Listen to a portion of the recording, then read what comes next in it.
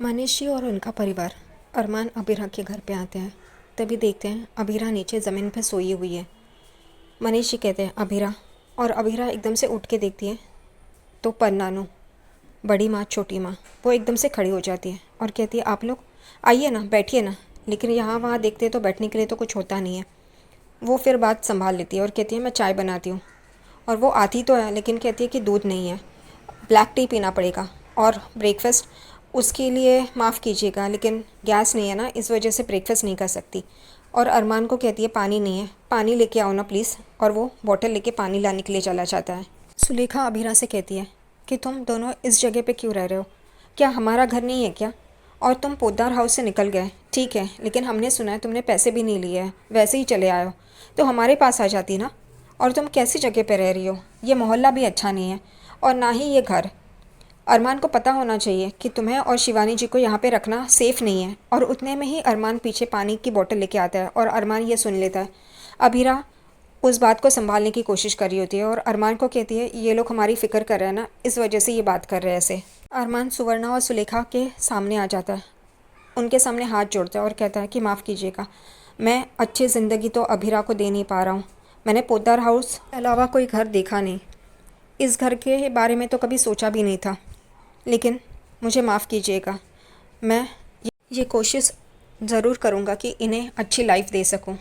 उतने में ही कुछ लोग सामान लेके अंदर आ जाते हैं और सब लोग चौंक के देखते हैं अबीरा और अरमान। तभी सुवर्णा कहती है कि ये सामान मैंने ही मंगवाया, तुम इस घर में शिफ्ट हुए तो यहाँ पे कुछ भी नहीं है, तो ज़रूरत की सामान है। ये देख के अबीरा एकदम से चौंक जाती है और वो बड़ी माँ को कहती है नहीं, ये हमें नहीं चाहिए, अगर ये हमने ले लिया तो अरमान के स्वाभिमान को ठेस पहुँचेगी। वो सुवर्णा उसे बता ही रही होती है कि ऐसा मत करो करके, लेकिन उतने में ही मनीष जी कहते हैं रहने दो सुवर्णा, वो जो बोल रहे हैं सही बोल रहे हैं। और वो उस आदमी को बोलते हैं कि ये सामान वापस लेके जाओ करके, और वो लोग वापस वो सामान लेके जाते हैं।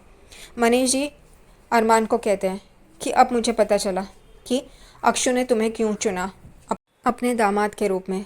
तुम पोद्दार हाउस में तो रहते हो लेकिन तुम्हारा दिल बहुत बड़ा है, ये अब पता चला है मनीष जी को। इतने दिन तक उससे नाराज़ थे लेकिन अब एकदम से ऐसा लगता है कि यही सही बंदा है। चारू को रोहित रूही सारी बातें बता देती है, अरमान की माँ की, और क्या क्या हुआ है घर में। वो एकदम से चौंक जाती है और वो कहती है कि हमें उन्हें घर बुलाना चाहिए, फ़ोन करना चाहिए। तभी रूही कहती है और रोहित भी कि हम उन्हें फ़ोन कर रहे हैं लेकिन वो फ़ोन उठा नहीं रहे हमारा। तभी चारू कहती है कि मैं फ़ोन करती हूँ, और उन्हें ये भी लग रहा होगा ना मैं कहाँ हूँ, इसलिए मेरा फ़ोन उठा लेंगे। और वो फ़ोन करने जाती ही है, उतने में दादी सा उसका फ़ोन छीन लेती है। दादी सा उन सबको गुस्से से कहती है कि अरमान को कोई इस घर से कॉल नहीं करेगा और ना ही उसको वापस बुलाएगा। सब लोग चौंक के दादी सा को देख रहे होते हैं। मनीष जी अरमान और अबीरा को कहते हैं खुश रहो, अगर तुम्हें किसी भी चीज़ की ज़रूरत पड़े तो हमें बता देना बेझिझक, हम हैं तुम्हारे साथ। अरमान उनके पैर पड़ता है और मनीष जी अपने जेब से एक पेन निकालते हैं। अबीरा को लगता है कि वो कुछ पैसे दे रहे। अबीरा कहती कि नहीं नहीं पन्नानो, आप कुछ भी मत दीजिए। तभी वो मनीष जी कहते हैं कि ये अक्षु ने पेन दिया था मुझे, वो ही मैं तुम्हें दे रहा हूँ। लेकिन फिर अबीरा कहती है वो आपको दिया था ना, आप ही रखिए। तभी मनीष जी कहते हैं शायद उसने मुझे दिया होगा क्योंकि मैं इसे तुम्हें लौटा सकूं। मनीष जी वो पेन अबीरा को देते हैं और कहते हैं ये गुड लक की तरह तुम अपने पास रखो और इससे ही सारे काम करना। वो भी पन्नानू के गले लगती है, सुवर्णा सुलेखा के गले लगते हैं। उतने में ही अरमान का फ़ोन बजता है और वो उस फ़ोन की तरफ देखता है और हंसने लगता है और कहता है यस। अबीरा पूछती है क्या हुआ? तभी वो कहता है कि मैंने एक जॉब के लिए अप्लाई किया था तो इंटरव्यू का कॉल है। उसे कैसे पता चला उस फ़ोन को देख के कि वो इंटरव्यू का कॉल है? उसने उठाया भी नहीं था, सिर्फ वो फ़ोन बजा और उसे ये पता चला कि ये इंटरव्यू का कॉल है। सही है, मस्त है, कभी ऐसे समझ में नहीं आता लेकिन ये तो अंतर्यामी है। वो कहता है मैं तैयार होने के लिए जाता हूँ और वो वहाँ से चला जाता है। मनीष जी और उनका परिवार भी वहाँ से चला जाता है। उसके बाद शिवानी बाहर आती है और कहती है, और अरमान अबीरा से पूछती है कोई आया था? तभी अबीरा कहती है हाँ, पन्नानू आए थे लेकिन वो आपसे मिलने के लिए बाद में आ जाएंगे, आप आराम कर रही थी ना। अरमान अपनी माँ के पैर छूता है और कहता है कि मैं इंटरव्यू के लिए जा रहा हूँ, आशीर्वाद दीजिए। वो कहती है तेरा इंटरव्यू अच्छा हो और तू आने के बाद मैं तेरे लिए उपमा बनाती हूँ। तब एकदम से अरमान शिवानी को देखने लगता है। शिवानी पूछती है क्या हुआ? तभी अबीरा कहती है अरमान को तो उपमा अच्छा नहीं लगता। शिवानी कहती है बचपन में तो ये बहुत अच्छा लगता था, इसे बहुत चाव से खाता था। वो कहती ठीक है कोई बात नहीं। तभी अरमान तुरंत कहता है कि नहीं, आप उपमा बनाइए, मैं खाऊंगा करके, और वो वहाँ से चला जाता है। शिवानी और अबीरा उसे देखते रहते हैं। फूफा सा दादी सा को कहते हैं कि माँ सा आप साइड में आ जाइए ना, मुझे आपसे कुछ ज़रूरी बात करनी है। तभी यहाँ पर चारू कहती है कि आप सामने ही कीजिए ना बात, साइड में लेके जाके आप क्या बताएंगे कि हमारे सारे क्लाइंट्स अरमान भैया नहीं है इसलिए अपना कॉन्ट्रैक्ट रिन्यू नहीं करना चाहते। और फूफा सा एकदम चौंक के देखने लगते हैं।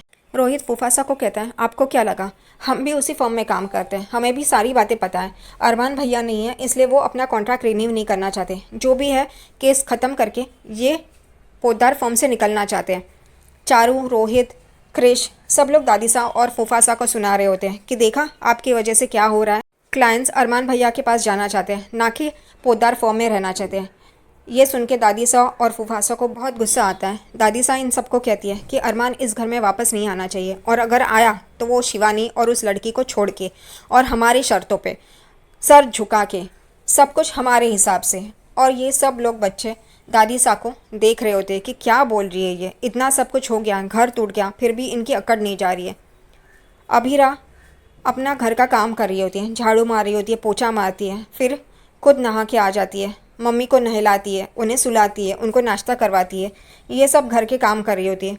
उतने में वो पोछा लगा रही होती है, तभी उसका हाथ टेबल पे से जो उसकी माँ का पेन होता है वो उस पानी में गिर जाता है, और वो एकदम से पैनिक हो जाती है, और वो पानी में से माँ का पेन निकालती है और लिख के देख रही होती है, लेकिन वो पेन चल नहीं रहा होता है। अबीरा रोना चालू कर देती है और कहती है कि ऐसे कैसे हो गया, ये मेरी माँ की निशानी थी, ऐसे कैसे गिर गया। माँ मुझे हिम्मत दीजिए, इस सिचुएशन से बाहर निकालने की हिम्मत दीजिए, मैं अब और सहन नहीं कर पा रही हूँ, या फिर ये सिचुएशन ही बदल दीजिए।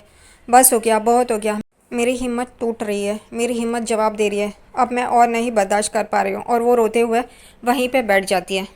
दूसरी तरफ पोद्दार हाउस में अबीर और कियारा आते हैं अपने पग फेरे की रस्म के लिए, और उनके सामने चारू उन दोनों को देख के एकदम से चौंक जाती है, और अबीर चारू को देख के जानबूझकर कियारा का हाथ पकड़ता है उसे जलाने के लिए, और कियारा अबीर को देखती है और चारू को देखती है, और वो दोनों अंदर आ रहे होते हैं। उतने में आवाज़ आती है वहीं पे रुक जाओ, तुम घर पे आने की ज़रूरत नहीं है। और सब लोग देखते हैं तो दादी सा होती हैं। दादी सा अबीर और कियारा को कहती है कि घर पे ना आए, तुम्हारी यहाँ पे कोई जगह नहीं है। उतने में उनके सामने रूही आ जाती है और दादी सा को कन्फ्रंट करती है और कहती है कि मैंने इन्हें बुलाया है। दादी सा कहती है तुमने किसको पूछ के इन्हें बुलाया। तभी रूही कहती है कि ये पग फेरी की रस्म के लिए बुलाया मैंने इनको। कियारा को पग फेरी की रस्म करनी थी, इस वजह से मैंने उन्हें बुलाया। मैं भी इस शादी को नहीं मानती, लेकिन रस्म तो करनी ही पड़ेगी ना। यहाँ पे मनीषा भी उसके सामने आ जाती है, दादी सा के सामने आ जाती है और कहती है मासा करने दीजिए ना, बच्चे आए हैं, ऐसा करना गलत होगा। और रूही उनके हाथ में थाल देती है और मनीषा वो थाली लेती है, मासा को देखती है और उनके सामने जाती है और ये रस्म करती है। तभी अबीर और चारू एक दूसरे को देख रहे होते हैं। चारू गुस्से से अपने पापा की तरफ भी देखती है और संजय फूफासा अपनी बेटी को। दूसरी तरफ यहाँ पे अबीरा रो रही होती है। उतने में शिवानी आ जाती है और कहती है कि क्या कर रही है बेटा तू। तो वो एकदम से अपने आप को संभालती है और कहती है कुछ नहीं, मैं तो ये पोंछ रही थी ऐसा वैसा। और वो कहती है कि नहीं, तुम्हारी आंखों में आंसू है, तुम रो रही थी। वो कहती है नहीं, नहाते वक्त शैम्पू आंखों में चला गया होगा इस वजह से। शिवानी उसको एक जगह पे लेके आती है और बिठाती है और अबीरा को पूछती है तुम्हें अपनी माँ की याद आ रही है। और वो रो रही होती है। तभी शिवानी उसे कहती है मैं तुम्हारी माँ तो नहीं हूँ, लेकिन उनकी तरह तुम्हें प्यार कर सकती हूँ। और वो अबीरा को तसल्ली दे रही होती है। वो कहती है कि तुम्हारी माँ और तुम बहुत लकी थे, एक दूसरे के साथ तुमने टाइम स्पेंड किया है। मैं तो अपने बच्चे से अलग थी, अकेली ही थी। ये सुन के अबीरा को बहुत बुरा लगता है। वो शिवानी के लिए चाय लेके आती है और फिर शिवानी भी उसे अपने बाजू में बिठाती है और वो एक चाय दोनों शेयर करके पी रहे होते हैं। तभी अबीरा कहती है अरमान बचपन में ऐसे ही खड़ूस था क्या। शिवानी हंसती है और कहती है नहीं, वो खड़ूस नहीं था, वो अपनी माँ का पल्लू छोड़ता नहीं था, जहाँ था अपनी माँ का पल्लू लेके ही घूमता था और कहता था माँ का पल्लू और उपमा। और वो दोनों हंसते रहते हैं।